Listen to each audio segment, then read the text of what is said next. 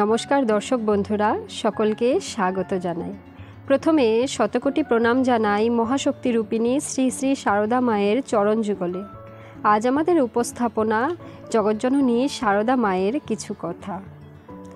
মা শারদা এই জগৎ জুড়ে বিশ্বজননী মা শারদার নাম শোনেনি এমন লোকের সংখ্যা হাতে গোনা। সবাই মা শারদাকে চেনেন। বলতে গেলে শ্রী রামকৃষ্ণ মা শারদা ভাব আন্দোলনের অনুরাগীদের প্রত্যেকের বাড়িতেই মা শারদার ছবি আছে। নিত্য পূজিতা হন তিনি, নিত্য বন্দিতা হন তিনি। এই মা শারদা ছিলেন ভগবান শ্রী রামকৃষ্ণের সাধন সঙ্গিনী। ভগবান শ্রী রামকৃষ্ণ নিজেই স্বীকার করেছেন মা শারদা সরস্বতী, জ্ঞান দিতে এসেছেন ইত্যাদি ইত্যাদি। রূপে রূপান্তরে বিভিন্ন দেবী রূপে মা শারদাকে অনেক ভক্ত শিষ্য তার স্বরূপ দর্শন করে নিজেদের জীবন ধন্য করেছেন। সারা জীবন ধরে অক্লান্ত পরিশ্রম করে ভক্ত শিষ্যদের সেবা করতে দেখা গেছে মা শারদাকে। কত অসাধারণ চমৎকার কথা বলেছেন মানুষদের উদ্দেশ্যে তিনি, যাতে মানুষ বিশ্বজুড়ে তার অগণিত সন্তান সন্ততি তারা সুখে থাকে, শান্তিতে থাকে। তাদের সংসারে যেন সুখ শান্তি বিরাজ করে, সমৃদ্ধি বিরাজ করে, কত উপদেশই তিনি দিয়েছেন। সত্যি কথাই, মায়ের বাণীগুলোর সঙ্গে যদি আমরা আমাদের জীবনে ইনক্রিমেন্ট করতে পারি তাহলে আমাদের জীবনটা আনন্দময় হয়ে ওঠে।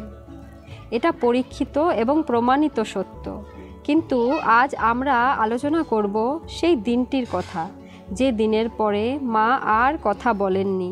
সেই সাক্ষাৎকার, সেই অন্তিম সাক্ষাৎকারের কথা আলোচনা করব আজ আমরা। মৃত্যুশয্যায় শুয়ে আছেন মা মহাপ্রয়াণের ঠিক 5 দিন আগে মা শেষ সাক্ষাৎকার দিয়েছিলেন এক ভক্ত মহিলাকে। তাকে তিনি বলেছিলেন যে, দেখো মা, যদি শান্তি পেতে চাও তাহলে কারো দোষ দেখবে না, দোষ দেখবে নিজের। জগৎকে ভালোবাসো, জগৎকে আপনার করে নিতে শেখো। জগৎ যে তোমার, আপনার, জগতের কেউ তোমার পর নয় মা।